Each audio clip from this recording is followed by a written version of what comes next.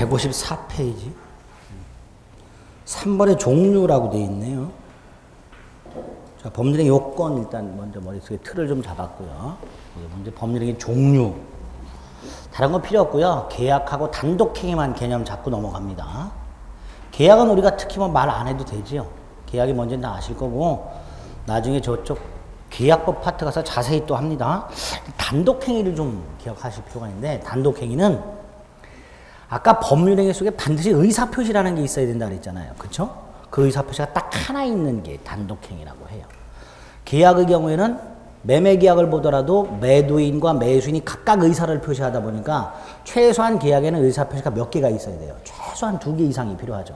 그렇죠? 반면에 단독행위는 딱 하나만 있으면 돼요.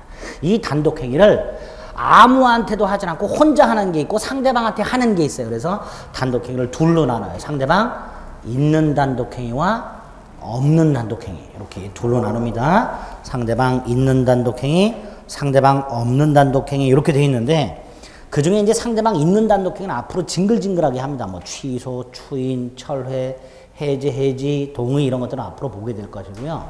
상대방 없는 단독행위라고 되어 있는데 그 옆에 보면 재단법인 설립행위라는 게 하나 있어요. 그렇죠? 그거 좀 기억을 해두세요. 재단법인이 뭔지는 아시죠? 그냥 우리 직관적으로 알고 있으시잖아요. 장학재단 같은 것들. 그렇죠? 법인이 문제가 돼요. 법인. 민법이라는 거, 법이라는 게 이제 권리와 의무에 관한 법인데 권리를 가질 수 있는 사람, 우리나라에서 권리를 가질 수 있는 사람, 이걸 권리 능력자라고 합니다. 이 권리 능력자가 인이에요. 인. 사람 인자로 써요. 이 인에 둘이 있어요. 자연인하고 법인하고. 자연인 같은 경우에 주민등록번호가 있죠. 앞자리 6개, 뒷자리 7개, 13자리. 법인도 마찬가지입니다. 법인 등록번호라고 해서 앞자리 6개, 뒷자리 7개 번호를 13개의 번호를 부여받아요. 법인도. 결국 법인도 살아있는 자연인하고 똑같이 취급을 한다는 거죠. 그래서 인에 둘이 있어요. 자연인과 법인. 근데 우리나라에서 법인이 되려면 반드시 설립등기라는 거 갖춰야 돼요. 반드시 뭘 갖춰야 된다고요? 설립등기. 사람이 태어나면 출생신고하고 주민등록번호를 부여받듯이 법인도 법인이 되기 위해서는 반드시 설립등기라는 걸 갖춰야 되는데 비법인이 문제예요. 비법인. 이 법인의 대표 선수가 단체인데요. 단체 중에서 주식회사 있죠. 주식회사가 대표적인 법인이에요. 근데 그 법인이 2개가 있어요. 사단법인하고 재단법인하고. 몰라도 돼요. 문제는 사단법인이 됐든 재단법인이 됐든 뭘 갖춰야 돼요? 설립등기를 갖춰야 된다는 거. 두 번째로 요 법인 중에서 요 사단법인은 사람이 모여있는 단체에다가 법인격을 부여하는 게 사단법인이에요. 단체에다가. 근데 단체가 되려면 3가지를 필수 요건을 갖춰요. 단체가 되려면 첫째로 단체장이 있어야 돼요. 두 번째로 내부 규율이 있어야 돼요. 우리가 흔히 말하는 정관 또는 회칙. 세 번째로 구성원이 들락날락, 구성원의 변동이 있다 하더라도 단체의 성질이 바뀌어서는 안 돼요. 이 3가지가 단체의 실질적인 요건이에요. 그 단체가 설립등기를 갖추면 뭐가 된다? 법인이 된다. 사단법인이 된다는 거예요. 그런데 이 단체 중에서 설립등기를 못 갖추는 애들이 있어요. 조금 과격한 예를 들겠습니다. 일진회라고 들어보셨죠? 일진회 들어보셨죠? 네, 중고등학교에 있는 폭력 서클을 말합니다. 이 단체예요, 아니에요? 잘 생각해보세요. 아까 단체가 3가지 요건을 갖춰야 된다 그랬어요. 짱이 있을 것, 내부 규율이 있을 것, 구성원이 변동되더라도 그 단체의 성질이 바뀌어서는 안 돼. 그럼 단체가 되는 거예요, 그게. 자, 일진에 짱이 있어요, 없어요? 있어요. 1장, 2장, 3장. 내부 규율이 있어요, 없어요? 있지. 탈퇴하면 손가락을 잘라. 세 번째, 구성원의 변동이 있어. 일진의 회원들이 가입하고 탈퇴해. 성격이 바뀌어요, 안 바뀌어요? 안 바뀌어. 폭력 집단이라는 성격이 바뀌진 않아. 그럼 분명히 일진에도 뭐가 돼요? 단체.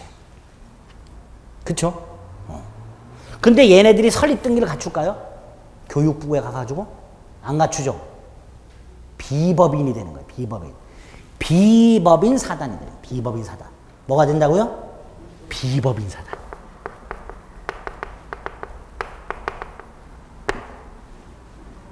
그런데 법인이 아니다 보니까 권리라는 걸 가질 수 있어요, 없어요? 없어요.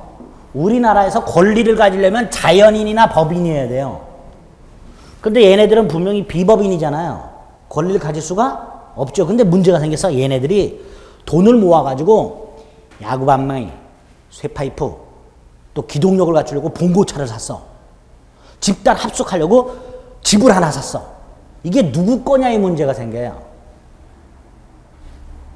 일진회를 예를 들니까 잘 안 와닿나 본데 바꿀까요? 조기축구회로? 똑같아요. 조기축구회가 공을 사서 돈을 모아서 축구장을 샀어. 이게 누구 거냐의 문제가 생겨요. 일진회나 조기축구회 소유일 수는 없지요. 왜? 권리를 가질 수가 없어요. 그래서 등장하는 개념이 총유라는 개념이 나와요. 우리 민법에. 총유. 총유가 뭐냐면 요 비법인 사단의 구성원 공동소유 이렇게 돼요. 구성원 공동소유. 그럼 예를 들어서 일진 회원들이 돈을 모아갖고 봉고차를 하나 샀다. 이거는 그 일진회 소유가 아니라 일진회 회원들의 공동소유가 되고 그 구성원, 비법인 사단의 구성원의 공동소유를 뭐라고 한다? 총유라고 부르고 요게 우리 시험범위에 있어요. 총유라는 게. 근데 나중에 소유권 파트가 살 건데 그 전에 자연인 법인이라는 개념과 법인이 되기 위해서 설립등기를 갖춰야 되는데 갖추지 못한 애들이 있더라. 그 중에서 비법인 사단의 소유 형태를 만들어 놓은 게 뭐다? 총유다. 여기까지만 기억을 일단 해주시죠. 거기까지만. 그래서 법률행위 종류와 관해서 단독행위, 그 중에서도 상대방 없는 단독행위에 재단법인이 있고요. 재단법인 설립행위가 있고 그 재단법인 설립행위를 기본 뿌리로 해가지고 여기까지 온 거예요. 법인의 개념이 뭐다. 그리고 이 법인과 관해서 우리 시험범위에는 총유라는 게 하나 있다. 여기까지. 아시겠죠? 그 정도까지만 종류에서는 확인하시고 나머지 분류식, 요식, 유상, 무상, 채무부담행위, 처분행위 이런 것들은 나중에 단계를 다음 단계로 넘어가서 그때 가서 할 겁니다. 딱 요렇게만. 근데 오른쪽에 보면 155페이지에 보면 출제 문제 되짚어보기라고 해갖고 단독행위가 아닌 것은 이렇게 시험 문제가 나온 적이 있어요. 단독행위가 아닌 거. 고르라는 거예요. 그렇죠? 그러면 뭐하고 구별하라는 거야? 단독행위와 계약을 구별하라는 거예요. 그렇죠? 단독행위가 아닌 것은 이라고 되니까 뭐 고르면 돼요? 계약 고르면 되는 거예요. 1번이 답이에요. 합의 해제라고 나중에 계약법 가서 합니다. 아, 문제를 맞추 생각하지 말고 아 문제가 이렇게 나오는구나. 법률행위 종류와 관련해서 아, 단독행위가 아닌 거 이런 거 구별하는 문제가 나오는구나. 그래서 제가 단독행위를 따로 아까 읽어드린 거예요. 그렇게 눈도장만 일단 찍으세요. 됐죠? 그리고 한 장을 넘깁니다. 4번의 목차가 법률행위 목적이라고 되어 있어요. 이게 뭐냐? 아까 여기서 봤던 거. 법률행위 효력요건. 법률행위 효력요건. 그 중에서도 일반적 효력요건. 중에서도 목적이란 놈이 갖춰야 될 요건. 뭐가 있었죠? 4개가? 아까 여기 이렇게 썼었는데. 예? 예. 목적이 뭐가 되어 있어야 되고, 확정이 되어 있어야 되고, 실현이 가능해야 되고, 적법해야 되고, 사회적 타당성을 갖춰야 되고, 앞머리 따가지고 확가적사 이렇게 외웁니다. 그 확정 가능 적법 사회적 타당성 요걸 여기서 하게 됩니다. 구체적으로. 뭘 하는 거예요? 법률행위의 효력요건, 그 중에서도 일반적 효력요건, 그 중에서도 목적이 갖춰야 될 요건, 요걸 공부하게 되고 요게 본격적으로 시험 범위가 돼요. 여기부터가. 그 중에서 먼저 확정성은 간단해요. 법률행위의 목적이 확정이 되어 있어야 한다 이런 의미예요. 당연하죠. 물건을 사고 팔 때 어떤 물건을 사고 팔지 정해져 있어야 되죠. 예? 만약에 정해져 있지 않다면 그 계약은 뭐가 된다는 거예요? 무효가 된다는 거예요. 실제로 대구에서 이런 사건이 있었어요. 대구 무슨 동인지는 제가 기억이 안 나는데 갑이라는 사람이 대구에 무슨 동에 땅이 있었고요. 이 땅을 팔았어요. 매매를 했어요. 토지 매매 계약을 했어요. 문제는 갑이나 을이 모두 다 이 갑이 갖고 있는 대구 시내에 있는 이 무슨 동 소재 이 토지가 한 필지라고 생각을 해. 한 필지. 하나만. 뭐 갑이라는 놈이 좀 멍청한 놈이야. 매도인이. 자기 땅이 몇 개 있는지도 몰라. 근데 자기는 땅을 하나 갖고 있다고 생각하고 요 놈도 그 땅이 어떤 땅인지를 알아. 그래서 그 땅을 사고 팔기로 매매를 했는데 나중에 등기부로 확인을 했더니 얘가 이 동에 땅이 세 필지가 있었어요. 세 필지가. 나중에 땅을 넘겨줘야 되는데 어느 필지를 넘겨줄지를 몰라. 계약서에 안 써 있어요. 그냥 무슨 동 소재 토지라고만 되어 있지 이 토지가 안 써 있어요. 그러니까 둘 다 땅이 하나라고만 생각을 하고 번지수도 안 써놨고 그냥 무슨 동 소재 토지라고만 써놨어요. 계약서에. 나중에 분쟁이 생겼어요. 어떤 땅이냐 말이죠. 정했어요? 안 정했어요? 안 정했단 말이에요. 그래서 대법원 결론이 이 계약은 무효다였어요. 그 근거가 뭐예요? 확정성이에요. 대법원이 자신있게 이 계약은 무효다라고 판단할 수 있는 근거가 뭐다? 확정성이에요. 계약 당시 확정하라 말이에요. 아니면 기준은 마련해라 말이에요. 기준. 그게 확정성입니다. 그래서 확정되어 있거나 확정할 수 있는 기준이 마련되어 있어야 한다. 이렇게 말을 합니다. 일단 확정성은 그렇게만 하고 넘어가면 돼요. 딱 하나만 기억하면 됩니다. 계약 당시 확정되어 있거나 확정할 수 있는 기준이 마련이 돼야 되는구나. 확정성이. 두 번째, 확정이 됐다면 두 번째로 판단한 게 가능해. 가능. 당연히 계약의 목적 달성은 실현이 가능해야 돼요. 실현이 가능하지 않은 것을 불능이라고 해요. 법에서는. 뭐라고 한다고요? 불능. 불가능이 아니고 불능이라고 얘기해요. 그런데 이 불능이 크게 두 개가 있어요. 원시적 불능이라는 게 있고요. 후발적 불능이라는 게 있어요. 예를 봅니다. 갑과 을이 1월 10일 날 갑이 소유하는 주택을 매매하는 계약을 체결했어요.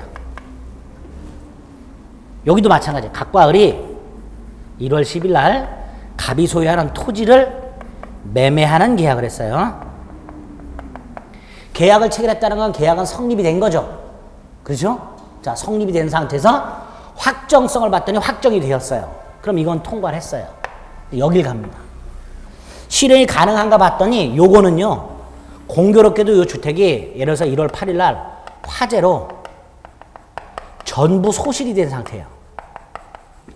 소실이라는 건 불타 소자를 써가지고 불이 나서 없어졌다 이런 뜻이에요. 그러면 1월 8일 날 이 주택이 화재로 이미 전부 소실이 되었다면 1월 10일 날 갑과 을이 계약은 체결했지만 이미 계약 체결 당시에 이 목적을 달성하는 거. 이 계약 중에 하나의 목적이 뭐예요? 갑이 주택에 대한 소유권을 을에게 넘겨주는 거죠. 그게 불가능하죠. 이걸 원시적 불능이라고 그래요. 계약 당시 불가능한 걸 원시적 불능이라고 그래요. 그러면 이 계약은 무효가 돼요. 뭐가 된다고요? 무효가 돼요. 이게 문제야. 갑과 을이 토지 매매 계약을 했어요. 1월 10일 날. 그런데 1월 15일 날 이 토지가 수용이 돼버려요. 도로 부지로. 계약을 체결할 당시에는 갑원들에게 토지를 넘겨줄 수 있었죠. 그렇죠? 계약 당시에는 가능했어요. 근데 계약을 체결하고 나서 토지를 넘겨주기 전에 토지가 수용이 됨으로써 갑이 을에게 토지를 넘겨줄 수 없게 됐죠. 이걸 후발적 불능이라고 해요. 근데 후발적 불능은 계약 자체가 유효해요. 계약은 유효해요. 요게 시험 문제에 무효가 된다로 잘 나와요. 계약을 체결하고 난 후에 토지가 수용이 되거나 주택이 화재로 소실이 됨으로써 체결한 후에 계약의 목적 달성이 불가능해지면 그 계약은 무효가 된다. 이런 식으로 출제가 자주가 돼요. 그런데 지금 보셨지만 후발적 불능은 계약이 무효가 되는 게 아니죠. 그러면 요 목적의 가능 불가능에서 목적이 실현이 불가능하면 무효가 된다 라고 할 때 그 불가능은 무슨 불가능을 말한다? 원시적 불가능만을 말한다. 이렇게 얘기가 되는 거예요. 그렇죠? 그래서 시험 지문에 이렇게도 나와요. 후발적 불능은 불능이 아니다. 옳은 지문일까요? 틀린 지문일까요? 옳은 지문이 되는 거예요. 후발적 불능은 불능이 아니다 말이죠. 왜? 불능이면 무효가 돼야 되는데 후발적 불능은 무효가 아니니까 후발적 불능은 불능이 아니다. 이렇게 시험 지문이 나오게 되는 거예요. 첫째로 법률행위를 무효로 만드는 불능은 무슨 불능만을 말한다? 원시적 불능만을 말한다. 이걸 머릿속에 박으셔야 돼요. 이 원시적 불능이 전부 불능도 있고 일부 불능인데 그건 나중에 보고 그냥 원시적 불능과 후발적 불능을 일단 구별합니다. 두 번째로 지금 여기 우리 교재에는 없는데 이것도 좀 불능의 정도. 불능의 정도가 있어요. 이 정도를 퍼센테이지로 따지면 100% 불능이 있어요. 100% 불능. 10중 8, 9 불능이 있어요. 남한 불능이 있어요. 남한 불능. 불능의 정도를 따지면 세 가지가 있어요. 100% 불능이 있고 10중 8, 9 불능이 있고 남한 불능이 있어요. 남한 불능. 예? 요 100% 불능을 물리적 불능이라 그래요. 절대적 불능이라고도 불러요. 머리가 조금씩 아파져요. 우리 아까 첫 시간에 했죠? 머리에 담고 집에 갈 그런 환상은 버리자. 에? 원시적 불능이에요, 그거. 못 담아가요. 에. 두 번째, 이정환이가 하는 강의를 100% 다 이해하자. 아, 이런 환상에서도 벗어나세요. 그것도 원시적 불능이에요. 그냥 편하게 들으세요. 듣고 복습하자. 이렇게 되는. 이렇게 불러요. 요거를 사회통념 불능이라 그래요. 남한 불능, 이걸 주관적 불능이라 그래요. 자, 세 가지가 있어요. 위에 100% 불능을 한번 볼게요. 우리 가끔 약간 드라마 같은 거 보면 이제 옛날 드라마, 지금은 이제 그런 경우는 거의 남자 여자가 이렇게 공원 벤치에 앉아갖고 서로 네가 좋은 애, 내가 좋은 애 이렇게 하다 보면 이제 여자가 자기 나를 좋아하냐 말이죠. 좋아한다. 확인시켜달라. 뭘로 확인을 시켜줄까? 하늘에 있는 별을 따다달라. 그래서 가비일한테 하늘에 있는 별을 따다주기로 계약을 맺었어요. 이게 계약일까요? 아닐까요? 예? 갑이 그래서 내일까지 별을 따다준다. 라고 을하고 약속을 딱 했어요. 이게 계약일까요? 아닐까요? 다시 말해서 법률 행위일까요? 아닐까요? 잘 생각하세요. 법률 행위죠. 왜? 당사자 있죠? 예? 목적 있죠? 의사표시 했어요? 안 했어요? 했죠? 아까 법률행위에 일반적 성립요건이 3개만 있으면 된다 그랬어요. 당사자, 목적, 의사표시. 요것만 있으면 범죄력이 성립한다 그랬죠? 다시 한번. 당사자 있어요? 없어요? 목적 있어요? 없어요? 의사표시 했어요? 안 했어요? 했지? 계약은 성립했어요? 무슨 계약일까요? 증여. 계약은 성립한 거예요. 법적으로. 효력을 따져야 돼, 이제. 자, 당사자를 따져볼까요? 능력 있냐? 자연인이니까 권리 능력 있어요? 판단력. 여기서 걸릴 수 있어요, 얘네들. 약간 맛이 간 애들이죠. 아니에요? 맛이 갔지. 맛이 갔으니까 이런 계약하고 앉아있지. 의사 능력에서 걸릴 수가 있어요. 그럼 무효로 하면 돼요. 만약에 남자가 만취해갖고 이런 약속을 했다. 그럼 거기서 무효로 걸려. 근데 둘 다 멀쩡해. 미성년자도 아니야. 그럼 능력은 통과. 네? 그럼 두 번째 따지는 게 뭐예요? 목적 요건. 확정성을 따집니다. 각과 을이 별을 따다 주기로 했는데 어떤 별인지 정하지 않았어. 그냥 별 그랬어. 그럼 어떤 별인지 확정을 안 했으니까 여기서 걸려. 여기서 걸려서 무효야. 근데 만약에 을이 저별을 했어. 그럼 확정성은 통과한 거예요. 통과했죠? 그 다음에 뭘 따지는 거야? 여기. 자, 가능해요? 불가능해요? 절대로 불가능하죠. 그럼 여기서 걸려. 그럴 때 써먹는 게 요거예요. 물리적 불능. 절대적 불능. 따라서 법률의 목적 달성이 절대적으로 물리적으로 불능이라면 그 계약은 무효다. 설마 이거 혹시라도 가능하지 않을까라고 얘기하시는 분들이 있을 수 있어요? 그런 분들이 의사무능력자예요. 예? 그런 분들은 의사무능력이라고 그러면 돼. 그 제정신 아니죠. 이 가능해 이게? 불가능하지. 자, 요게 100% 불능입니다. 요거. 을이 한강 유람선을 타다가 남자친구가 사준 반지를 빠뜨렸어. 큰일 났어 이거. 찾아야 돼. 한강에 있는 잠수부들하고 반지를 찾는 계약을 했어.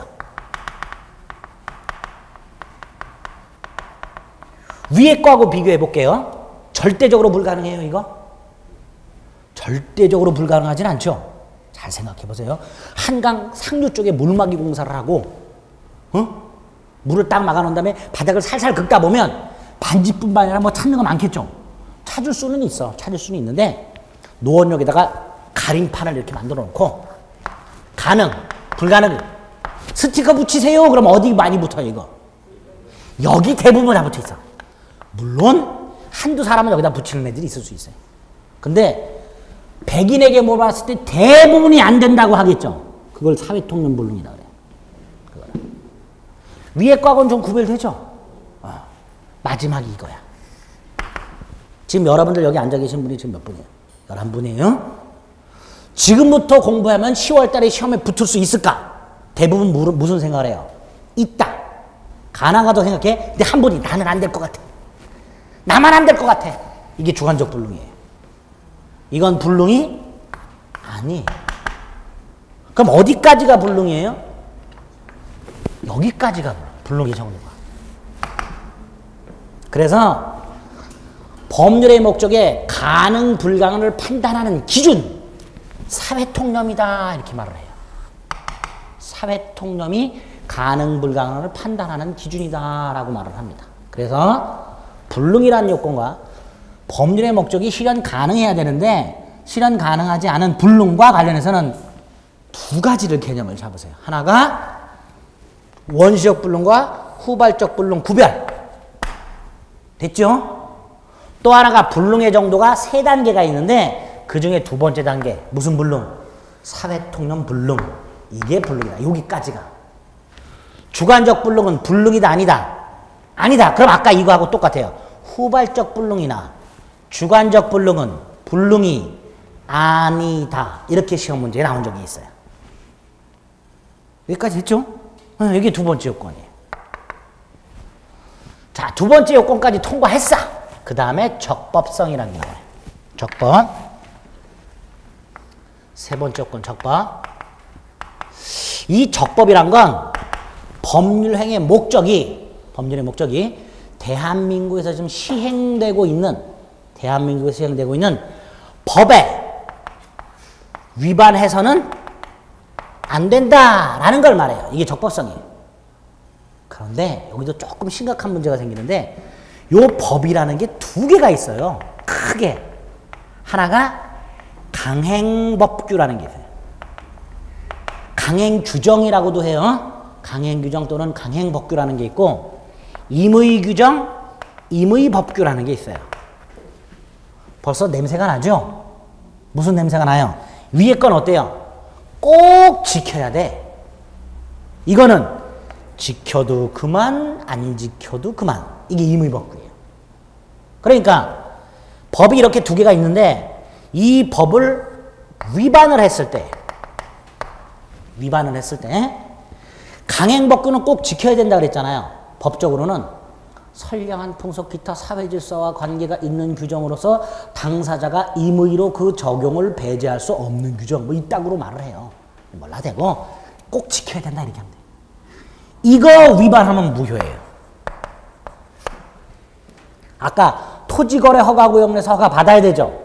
안 받으면 무효. 이런 게 강행법규예요. 반면에 이거는 지켜도 그만, 안 지켜도 그만이니까 이걸 위반했다 하더라도 무효가 아니고 유효예요. 예를 들어서요, 여러분들이 임차인이에요. 주택 임차인이야. 보일러가 고장이 났어요. 집주인한테 고쳐달라 그러죠. 예? 예. 근데 집주인이 외국에 나가 있어. 못 고쳐줘. 그러면 일단 내 돈으로 고치고 집주인이 오면 비용 달라 그러죠. 이걸 임차인의 비용 상환 청구권 이렇게 불러요. 법에 있어요. 임차인은 목적물에 지출한 비용을 임대인에게 청구할 수 있다라고 되어 있어요. 근데 그 규정이 임의 규정이에요. 그래서 임대차 계약을 하면서 특약을 맺어. 뭐라고 특약을 맺냐면 수리는 임차인이 하기로 한다. 즉 임차인은 비용 상환 조건을 포기하기로 한다라는 특약을 했어요. 그 특약은 임의 규정에 위반한 거죠. 유효예요. 무효가 아니라 뭐라고요? 유효. 그래서 임의 규정에 위반하면 유효고 강행 규정에 위반했을 때만 무효가 됩니다. 그럼 결국 법률행위의 목적이 적법해야 된다라고 할 때 이 법은 뭐만을 말한다? 강행법규만을 말한다. 이렇게 강행법규만을 말한다. 그러면 또 궁금하죠? 어떤 게 강행법규고 어떤 게 임의법규인가요? 그렇죠? 그런 거 구별하는 문제 안 나오니까 신경 쓰지 마세요.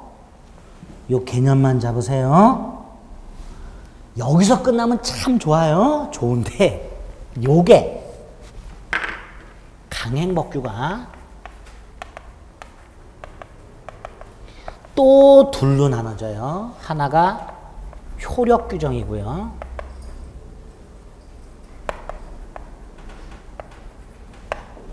거기에 보면 강행법규의 효력규정이라고 되어 있죠. 또 하나가 단속규정이에요. 어떤 차이가 있냐면요. 이것도 똑같아요. 위반을 했어요. 효력규정 위반하면 무효예요. 단속규정도 강행법규죠.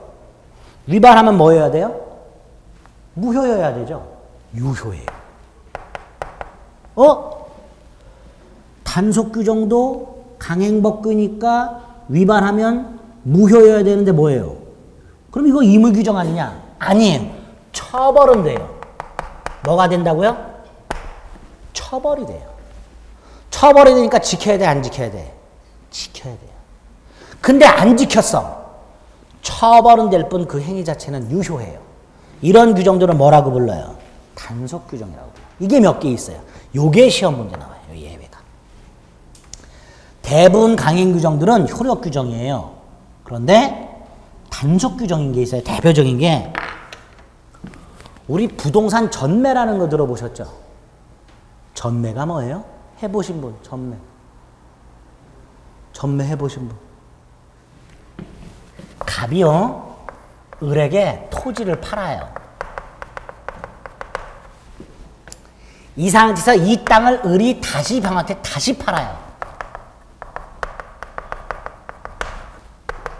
이때 얘는요, 지 이름으로 이전 등기를 하고, 소유권 이전 등기, 그리고 병에게 다시 이전 등기를 해야 돼요. 그런데 얘가 지 이름으로 이전 등기를 하질 않고 바로 팔아버려요. 이걸 미등기 전매라고 해요. 미등기 전매. 계약을 할 때 이렇게 해요. 갑이을과 매매 계약을 하면서 계약서에 있잖아요. 계약서. 계약서에 매도인란은 갑으로 쓰고 매수인은 공란으로 받아요. 계약서를. 얘가. 그 서류를 가지고서 병한테 팔아. 팔면서 매수인란을 뭐라고 채워버려요? 병으로 채워버려요. 얘가 미등기 전매 행위를 왜 했을까요? 얘는 이거. 얘는 왜 이렇게 했을까요? 세금 때문에. 뭐 때문에? 세금 때문에. 이런 짓을 한 이유가 있어요. 매매 차익을, 그게 목적이라면 지 이름으로 등기하고 비싸게 팔아먹으면 돼요. 1억에 사서 지 이름으로 등기하고 2억에 팔아먹어요. 그렇게 하는 게 정상이겠죠. 근데 지 이름을 쏙 뺀 이유가 세금 안 내려고. 얘가 이렇게 생략이 돼 있으면 얘는 가장 쉽게 취등록세 안 냈어요. 양도세 당연히 안 냈어요. 이렇게 각종 세금을 포탈할 목적으로 미등기 전매행위를 해요. 근데 이게 금지가 돼 있어요. 부동산 등기 특별조치법에서는 요 미등기 전매행위를 금지해요. 그리고 요 행위를 했을 때 요걸 처벌을 해요. 3년 이하의 징역, 1억 원 이하의 벌금. 그러니까 얘는 위반하면 돼요, 안 돼요?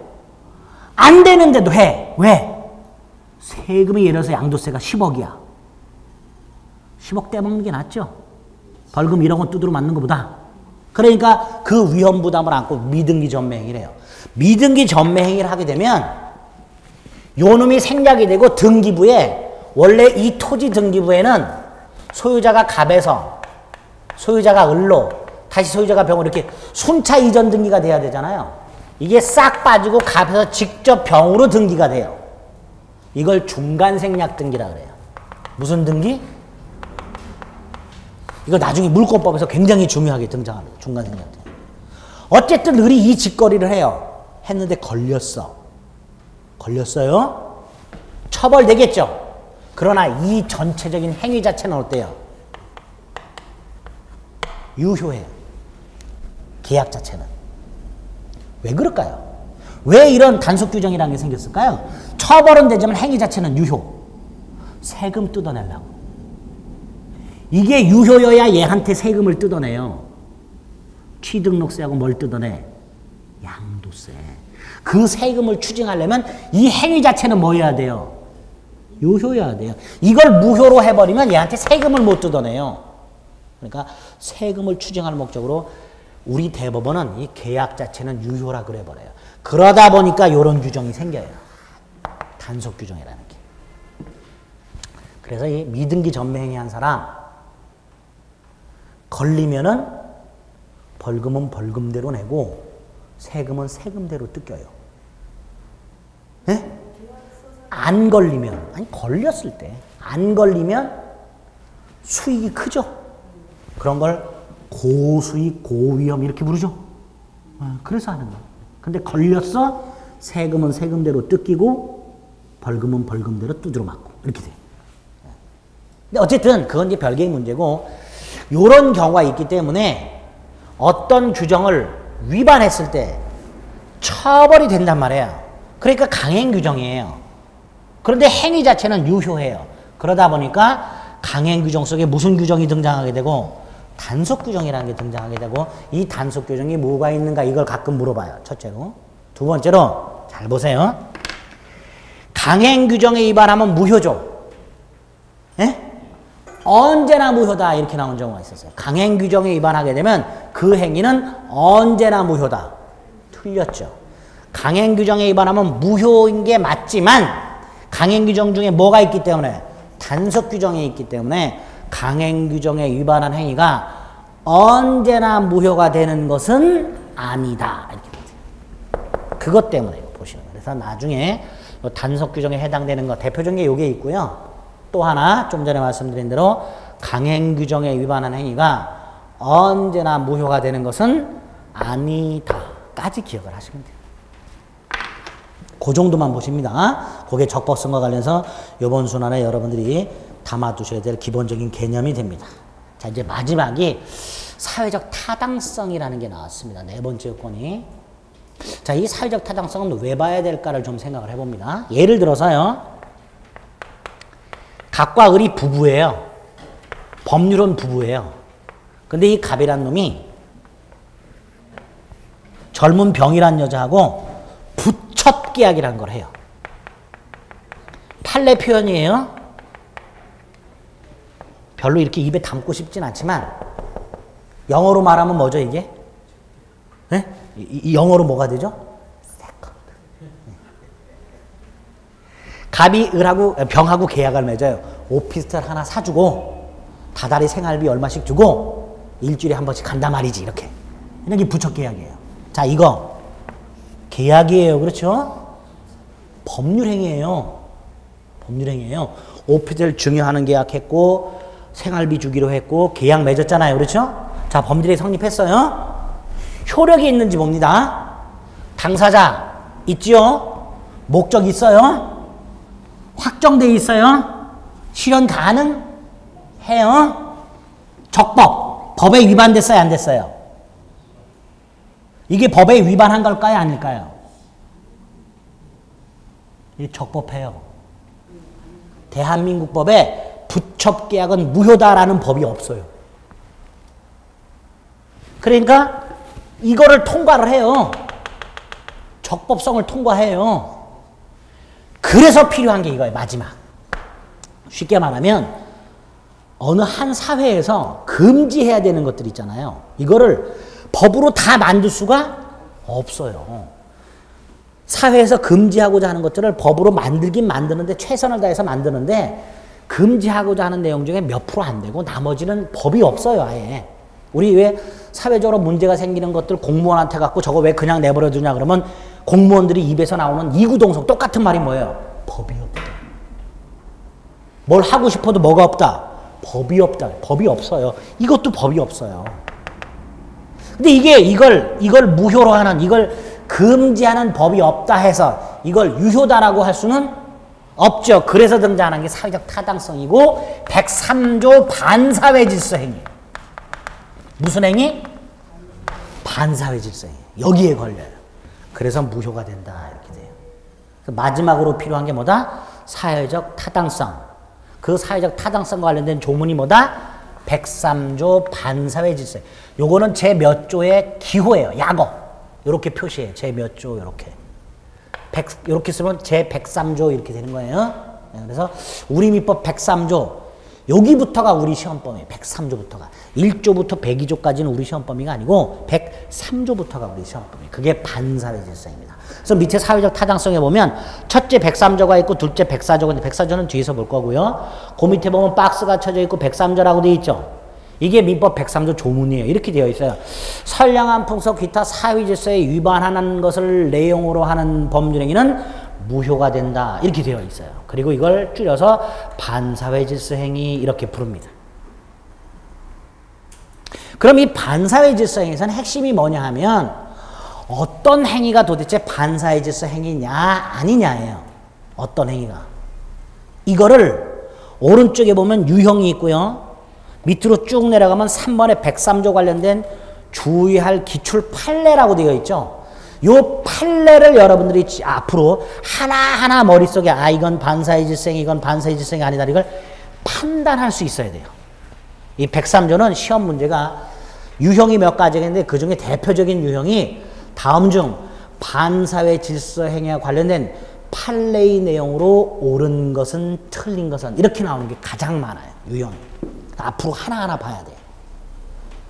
왜 이걸 하나하나 봐야 되냐면 이런 경우가 있어요. 예를 들어서요. 갑이라는 애가 회칼을 시퍼렇게 갈고 있어요. 가는 목적이 있겠죠. 그런데 친구들이 와가지고 야, 뭐 칼을 그렇게 시퍼렇게 갈고 있냐. 도대체 뭐 하려고 생선 썰으려고 그러냐 그랬더니 갑이 아니다. 죽여야 될 놈이 하나 있단 말이에요. 벽에 난 놈을 죽여야 된다. 그래서 지금 열심히 칼을 갈고 있다 그래요. 자, 을이 걱정스러워서 야 하지 마라. 내가 1억을 줄 테니까 하지 마라. 그래서 갑이 알았다. 범죄 행위를 중단했어요. 을의 입장에서는 갑에게 돈을 줘서 범죄 행위를 막았죠. 이때의 갑과 을 사이의 계약. 을이 갑에게 범죄 행위를 하지 않을 것을 조건으로 그렇죠? 돈을 주는 계약을 했어요. 이거 반사회 질서 행위일까요? 아닐까요? 이 계약. 반사회 질서 행위예요. 반사회 질서 행위. 범죄 행위를 하라고 돈을 주는 것도 반사회 질서 행위고요. 범죄 행위를 하려는 사람을 돈을 주고 막는 것도 반사회 질서입니다. 자, 이런 경우 갑이 있어요. 토지가 하나 있어요. 그런데 갑에게 채권자가 있어요. 채권자한테 돈을 안 갚으니까 이 채권자가 이 토지를 경매를 넣으려고 그래요. 경매를 법에서는 강제집행이라고 부릅니다. 그러니까 얘는 자 이거 가만히 냅뒀다가는 경매가 당할 것 같아. 당할 것 같으니까 안 되겠다. 재산을 빼돌려. 재산을 빼돌리는 방법 중에 하나가 친척 이름으로 돌려놔요. 친척 을을 불러가지고 매매를 가장을 해요. 그래서 등기를 이렇게 넘겨놔요. 그러면 갑의 채권자의 입장에서 보면 갑이 돈을 안 갚으니까 갑의 재산을 경매하려고 봤더니 이게 이렇게 빼돌려져 있어요. 즉 강제집행을 면탈할 목적으로 갑이 친구나 친척과 짜고 매매를 가장해서 재산을 빼돌렸어요. 요 행위 반사의 질서 행위일까요? 아닐까요? 이거 반사의 질서 행위예요? 아니에요? 그냥 간단하게 판단해 보세요. 여러분들이 이거 반사의 질서 행위 아니에요? 아니에요. 반사의 질서 행위가. 이유가 요거는 우리 민법 108조에서 무효로 만들어 있어요. 이미 조문이 있어요. 이거 무효로 하는. 그러니까 이건 반사의 질서 행위가 아니에요. 그러니까 어떤 행위가 반사의 질서 행위냐 아니냐를 상식 가지고 판단했다가 하면 큰일 나요. 대법원 판결을 봐야 돼. 이런 경우도 있었어요. 우리나라 사찰, 교회도 마찬가지겠지만 제가 특정 종교를 비하하기 위해서 이런 말을 하는 게 아닙니다. 대법원 판례예요. 우리 사찰 중에서 큰 사찰들 있죠. 거기 주지 스님 정도 되면 연봉이 얼마일 것 같아요? 네? 한 10억 정도 받아요. 연봉을. 물론 이게 대외적으로 밝혀서 받는, 옛날에 TV에 나왔었어요. 모 사찰 주지 스님이 자기가 연봉으로 따지면 한 10억 정도 받는다고 그렇게 나왔었어요. 그리고 주지 스님들 회의가 있으면요, 이 스님들이 타오고 오는 차가 다 외제차예요. 다 외제차. 그러니까 그 전통 사찰의 주지직 굉장하죠. 이 주지직을 돈 주고 샀어요. 누가. 갑이라는 사람이 주지였는데 이 주지직을 을이 거액을 주고 샀어요. 이 주지직을. 문제는 이 사람을 종단에서 주지로 임명을 해야 될 거 아니에요. 근데 종단이 이 사실을 알았어요. 얘가 돈 주고 샀다는 걸.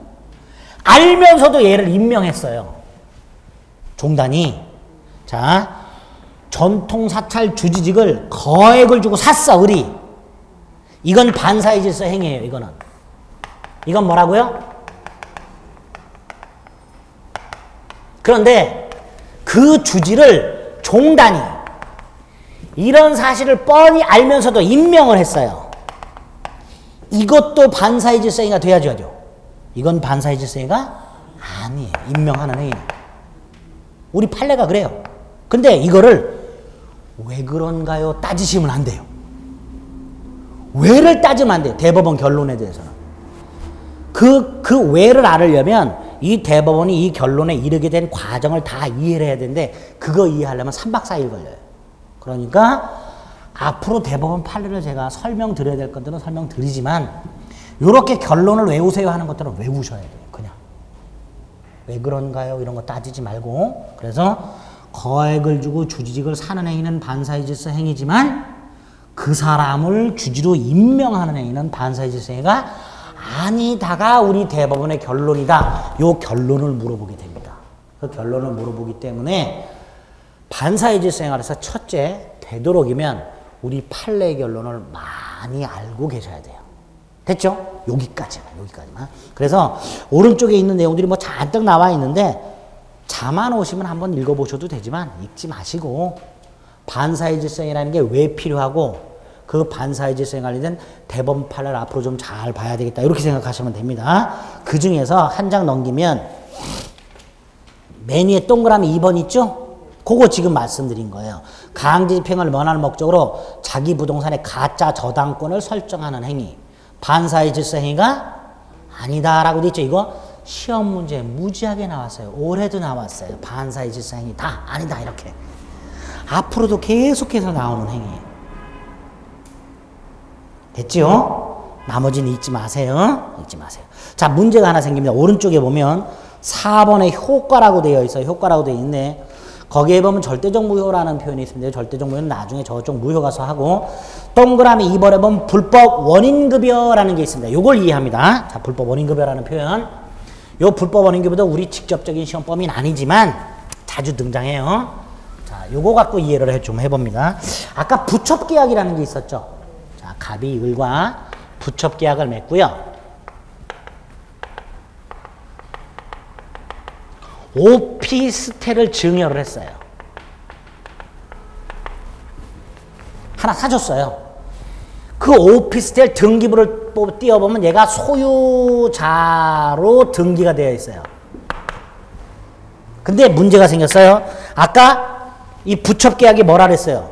반사의 질서행위로 뭐라 그랬어요? 무효라 그랬죠? 무효인데 줬죠? 계약이 무효인데 줬다. 돌려받는 걸 부당이득 반환이라 그래요. 돌려받는 걸. 뭐라고 한다고요? 부당이득 반환. 예를 들어서 매매계약을 했는데 매매계약을 한 상태에서 돈 받고 등기를 넘겨줬어. 근데 나중에 매매계약이 무효야. 그러면 등기 돌려받고 돈 돌려주고.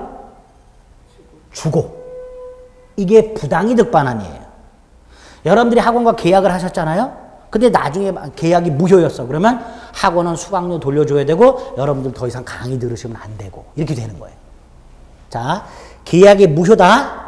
그런데 그 무효란 걸 모르고 이행을 했다.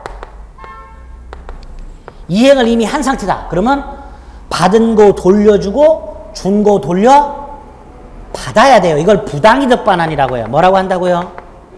부당이득 반환. 이게 원칙이에요. 계약이 무효다. 그런데 이미 이행을 한 상태다. 그러면 받은 거 돌려주고 준 거 돌려받자. 이게 부당이득 반환이에요. 그런데 그 계약의 무효 중에서 이렇게 반사의 질서행위로 무효가 되면 이 부당이득 반환이라는 게 적용이 안 돼요. 쉽게 말하면 못 돌려받아요. 이걸 불법 원인급여라고 해요. 뭐라고 한다고요? 원인급여. 자, 원칙은 계약이 무효다. 그런데 이행을 한 상태다. 그러면 돌려주고 돌려받아야 된다. 그런데 그 계약이 반사회 질서 행위로 무효가 되면 돌려받을 수가 없다. 그걸 뭐라고 한다? 불법 원인급여. 그래서 예를 들어서 도박자금 빌려줬다. 못 돌려받아요. 뇌물 줬다. 못 돌려받아요. 뭐가 적용되기 때문에? 불법 원인급여가 적용되기 때문에. 그러면 갑이 부첩계약을 맺고 오피스텔을 사줬어요. 사줬는데 며칠 있다가 을이 오지 말라 그래, 얘한테. 그럼 뚜껑 열리죠? 그럼 얘는 뭐라 그래? 오피스텔 돌려달라고 하겠죠? 안 돌려줘도 돼요. 그게 불법 원인급여예요. 무슨 말인지 아시겠죠? 그래서 이건 우스갯소리를 하는 거예요. 드라마 같은 거 보면 오피스텔을 사줘요? 월세로 얻어줘요?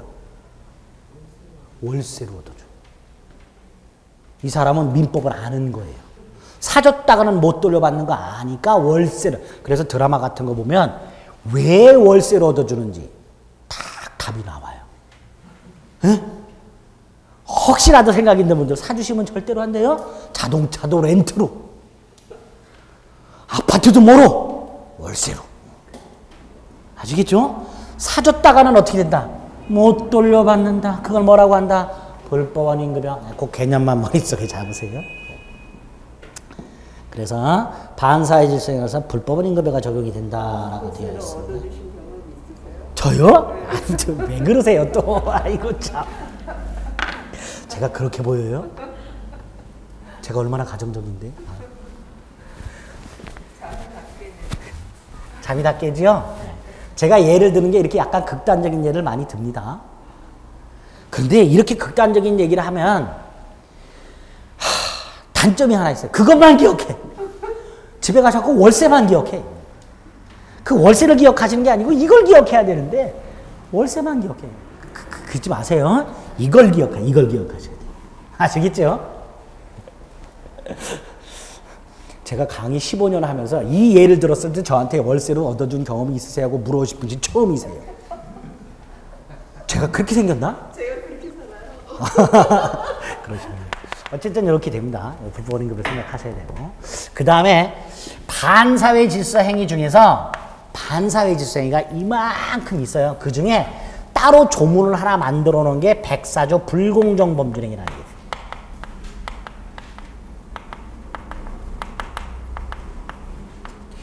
폭리 행위를 말해요. 이건 개념만 그냥 생각하세요. 우리 여러분들 나중에 이제 부동산 중개사 일을 다 하실 목적이기 때문에 들어는 보셨어요. 알박기라는 거 들어보셨어요? 인형 눈알 박는 거 말고, 네?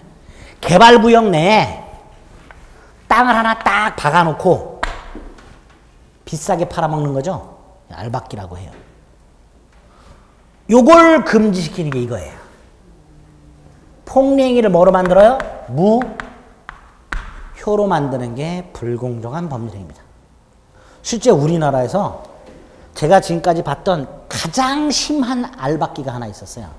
개발구역 내에 A4 용지 4장 정도의 면적의 땅을 갖고 있는 사람이 있었어요. 4장. 한 평도 안 되죠. 예? 요걸 10억에 파는 사람이 있었어요. 그 땅을. 지방에 있는 땅이고. 저는 무슨 명동에 있는 땅인 줄 알았어. 아니, 지방에 있는 땅이고 팔래도 한 20몇 년 전이야. 근데 대표적인 알박기예요. 그걸 법원으로 가게 되면 뭐로 만든다? 무효. 이걸 불공정한 법률행위 이렇게 불러요. 자, 우리가 지금 보고 있는 게 법률행위라는 부분. 법률행위는 법률 요건의 하나였었잖아요. 그렇죠? 그리고 법률행위는 의사표시를 필수 요소로 하는데 이 법률행위가 행위한 자가 원했던 결과가 생기려면 성립요건과 효력요건이라는 걸 두루 갖춰야 된다. 그 중에서 효력요건 중에서 일반적 효력요건, 그 중에서도 목적이 갖춰야 될 요건 4개를 본 거예요. 4개를. 이 4개 세부적인 것까지 제가 조금은 설명드렸지만 세부적인 건 생각 안 나도 되고요. 이 4가지가 있고 각각 순차적으로 판단하구나. 확정돼 있는지 아닌지, 확정돼 있다면 가능한지 아닌지, 가능하다면 법에 위반됐는지 아닌지, 법에 위반되지 않았다면 사회적 타당성을 갖췄는지 안 갖췄는지 요걸 가지고 판단한다. 이게 목적 요건이다. 이렇게 생각하시면 돼요. 그 중에서도 사회적 타당성 요건이 가장 중요하고 요 사회적 타당성 관해서 반사회 질서행위라는 게 있고 반사회 질서행위 예로 백사조 불공정한 범죄라는 게 따로 하나 있더라. 그리고 요 반사회 질서행위와 관련해서 불법 원인급여라는 게 하나 있었구나. 자, 요 정도를 머릿속에 오늘 담습니다. 아시겠죠? 네, 됐습니다. 이제 그 정도. 나머지는 지금 안 보셔도 됩니다. 읽지 않으셔도 되고. 됐습니다. 그리고 이제 한 장을 딱 넘깁니다. 봤더니 이제 2장. 뭐가 있어요? 의사표시라는 게 나와 있네. 자, 이 의사표시는 또 왜 해야 될까? 또 생각을 해봅니다. 지금 우리가 보고 있는 거 법률행위 계속 내가 지금 어딜 공부하는지 자꾸 생각하셔야 돼요. 숲을 자꾸 생각하면서 일반적 효력 요건이 당사자는 능력이 있을 것, 그 다음에 목적이 확정, 가능, 적법, 사회적 타당성을 갖출 것. 여기까지 봤어요. 그렇죠? 여기까지 갖췄어. 그 다음에 봐야 될 게 뭐예요? 의사표시였었죠. 근데 좀 전에 의사표시가 뭐라 그랬죠? 법률행위 속에 반드시 들어있는 법률 사실이라 그랬죠. 그렇죠? 근데 벌써 기억 안 나죠? 한 시간 전에 말씀드린 건데 벌써 기억이 안 나. 날 수가 없어. 기억나는 건 원시적 불능이라 그랬어요. 제가. 기억이 안 나요. 자, 의사표시는 법률행위라는 법률 요건 속에 필수적으로 들어있는 법률 사실을 말합니다. 근데 이 의사표시가 의사와 표시로 쪼개져요. 그런데 이 의사표시가 의사표시한 대로 효력이 생기려면 당연히 의사표시가 어때야 돼요? 일치해야 돼요. 이게 일치. 두 번째로 일치하더라도 뭐가 없어야 돼요? 하자가 없어야 된다 그랬어요. 왠지를 봅니다. 여러분들 마트 같은 데 가셔가지고 물건을 사서 집에 왔는데 사온 물건 하나하나 보다 보면 잘못 물건 사온 적이 있죠. 원했던 게 아니라 예를 들어서 나는 조림간장을 사러 갔어요. 그래서 조림간장이라고 생각하고 담아서 집에 왔는데 봤더니 조림간장이 아니라 그냥 진간장이야. 잘못 사왔죠? 예? 내가 원래 생각했던 건 조림간장이에요. 근데 집에 와서 봤더니 뭘 사왔어요? 진간장을 사왔어요. 의사 표시가 일치, 불일치. 불일치예요. 마트 계산대에 올려놓을 때는 뭘 올려놓은 거예요? 진간장을 올려놓은 거예요. 이게 표시예요. 나는 뭘 원하고 있었지만, 조림간장을 원하고 있었지만, 마트 계산대에는 뭘 표시한 거예요? 진간장을 표시해서 이게 계산이 된 거예요. 그럼 내가 원하는 거 손에 넣었어요? 안 넣었어요? 못 넣었죠. 그러니까 일치해야만 내가 원하는 걸 손에 넣는 거예요. 일치해야만. 그렇죠? 만약에 이게 불일치한다면 내가 원했던 걸 손에 넣을 수가 없겠지요. 그렇죠? 요 의사와 표시가 불일치하는 것을 법에서는 의사의 흠결이라고 말을 해요. 뭐라고 한다고요? 의사의 흠결. 의사의 흠결. 자, 의사의 흠결은 뭘 말한다? 의사와 표시가 불일치하는 걸 말한다. 이때 어떻게 처리할지가 문제가 되겠죠. 그렇죠? 어쨌든 계약은 했잖아요. 계약을 했는데 여기까지는 통과했는데 여기서 걸렸어. 이거 어떻게 해야 되느냐는 문제가 생겨. 그걸 해결해서 민법이 조문을 3개를 만들어 놨어요. 107조 진의 아닌 의사표시라는 게 있고요. 108조 허위표시라는 게 있어요. 109조 착오에 의한 의사표시라는 게 있어요.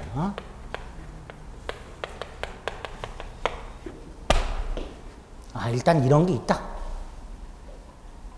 다시 한번 법률행위가 효력이 생기려면 유효하려면 목적 요건은 당연히 갖추고 의사표시 요건도 갖춰야 되는데 그 요건이 2개다.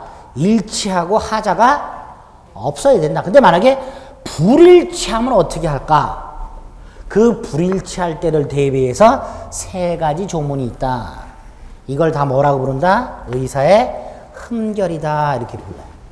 의사의 흠결. 두 번째로 하자가 있으면 어떻게 될까? 이 하자는요. 요 다음 단계예요. 의사와 표시는 일치를 해요. 일치하는데 하자가 있어. 이거 어떻게 할까? 자, 요게 110조 사기, 강박에 의한 의사표시가 있어요. 예를 들어서 다시 한번 조림간장을 사러 갔어요. 조림간장을 사러 갔는데 조림간장이 없어. 없으면 다른 마트 가서 사면 되죠.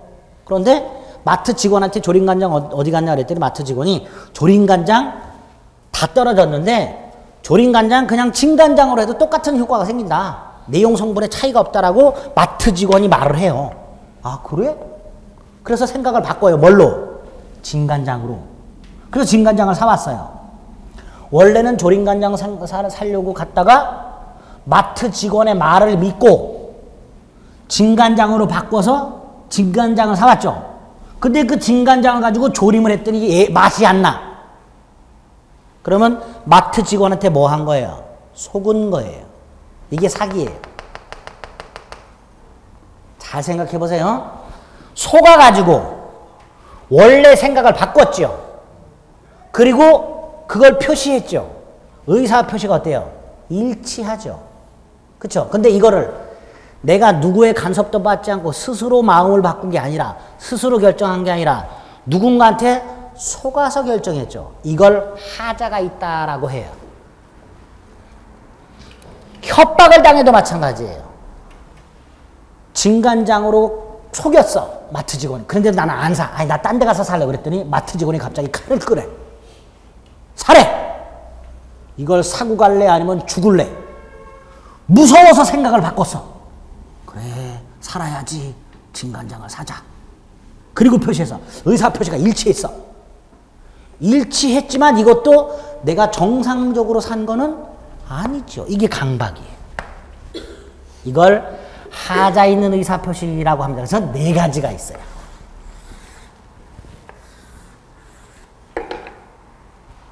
(107조부터) 시작해서 110조까지. 그래서 요 의사표시가 불일치하는 의사의 흠결에 3개가 있고 의사표시는 일치하지만 하자가 있는 게 하나가 있고 이것들이 각각 결론만 일단 기억합니다. 요거는 원칙 유효해요.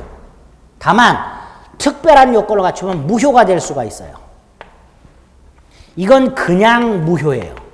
이 표시는 요 두 개는 유효하지만 취소할 수 있어요. 이렇게 되어 있어요. 법에서. 자, 그럼 일단 법률행위 효력 요건 중에서 일반적 효력 요건, 그 중에서도 마지막 단계인 의사표시가 갖춰야 될 요건이 두 개다. 의사표시가 일치하고 하자가 없어야 된다. 그런데 만약에 불일치하면 어떻게 될까? 그 불일치를 흠결이라고 부르면서 세 개가 있고, 일치는 하지만 하자가 있으면 어떻게 할까? 그걸 하자 있는 의사표시라고 하나가 있다. 그걸 각각 요렇게 부른다. 그리고 그 결과는 요렇게 되어 있다까지만. 됐죠? 그리고 각각 구체적인 개념은 시간을 달리해서 조금 쉬었다가 하겠습니다. 네.